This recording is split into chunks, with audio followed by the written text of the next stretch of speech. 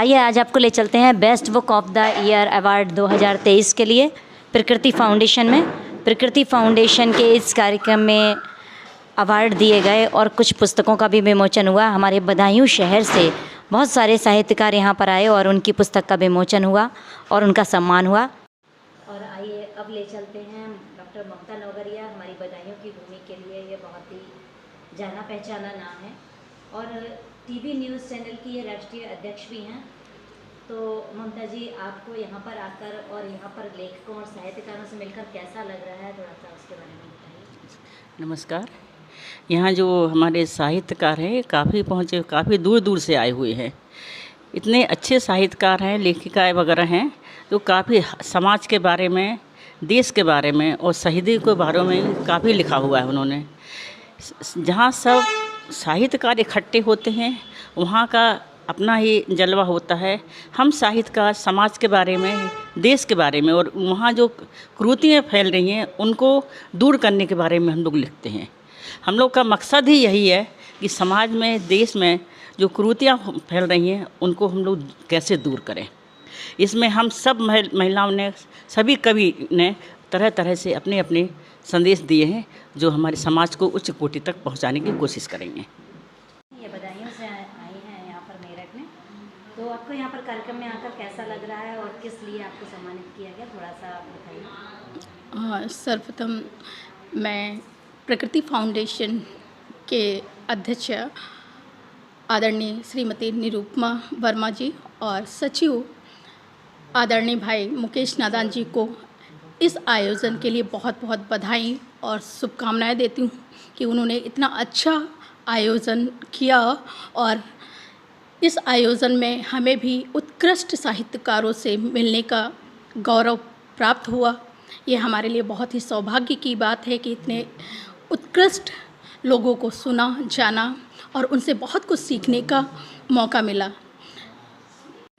आइए आज आपको ले चलते हैं best book of the year award 2023 Meerut में प्रकृति फाउंडेशन के श्री मुकेश नादान जी के द्वारा ये कार्यक्रम आयोजित किया गया, जिसमें मेघा अग्रवाल जो कि बदायूं से हैं, इनकी पत्रिका का प्रकाशन हुआ है और इनका आज ओपनिंग हुई है।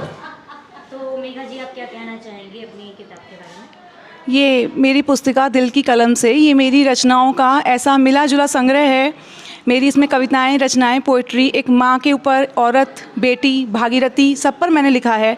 औरत की मैंने जब औरत की शादी हो जाती है तो उस पर मैंने लिखा है कि कभी तो हूक उठती होगी तुझमें ए औरत, लौट जाने की एक बार तेरे बाबुल के अंगना।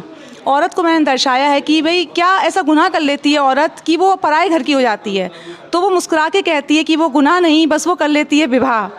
तो ये मेरा संग्रह आज आप सबके हाथ में है। मेरी पूरी कोशिश रही है इसको उत्कृष्ट रूप देने की और मैं यही आप सबसे आशा करती हूँ कि आप सबकी कसौटी पे मेरी पुस्तक खरी उतरे ताकि मैं भविष्य में और ज़्यादा अच्छा और ज़्यादा शोभित लिख पाऊँ। Thank you. अब ले चलते हैं सिकंदराबाद से, हमारे मन है स्वप्ना उप्रेती जी। इनकी भी एक पुस्तक का विमोचन हुआ है, कुंदन अभिनंदन, जो कि उन्होंने अपने पिताजी के लिए एक अभिनंदन ग्रंथ लिखा है।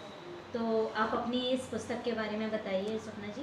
हाँ जी, ये मेरी संपादित की हुई पुस्तक है कुंदन अभिनंदन। मेरे पिताजी का नाम कुंदन लाल उप्रेती है, तो मैंने उन्हीं के नाम से ये अभिनंदन ग्रंथ मैंने तैयार किया है। और इस अभिनंदन ग्रंथ में उनसे संबंधित, उनसे जो रिलेटेड जितने भी उनके पुराने मित्र सहयोगी रहे हैं, उन सभी के मैंने इसमें संस्मरण लिए हैं और उनको इसमें प्रकाशित किया है। अपने पिताजी की कुछ रचनाएं जो उत्कृष्ट रचनाएं हैं उनको भी मैंने इसमें लिया है और इसके अलावा उन पर जितनी भी लोगों ने समीक्षाएं लिखी हैं अब तक, उन समीक्षाओं को मैंने इस ग्रंथ में समेटने की कोशिश की है। हालांकि ग्रंथ में बहुत कुछ और देने की बात थी, मैंने सोचा था कि और भी कुछ इसमें दूंगी मैं, लेकिन विस्तार इतना ज़्यादा हो गया था कि मैं उसमें और ज़्यादा कुछ नहीं दे पा रही थी। लेकिन मेरी तरफ से ये मेरे पिताजी के लिए एक उत्तम भेंट, मैं कहूँ कि जीवन की सर्वोत्तम भेंट ये मेरे लिए, मेरी तरफ से है उनके लिए, कि मैं उनको उनके जीते जी ये अभिनंदन ग्रंथ उनके सामने लेकर के आई मैं।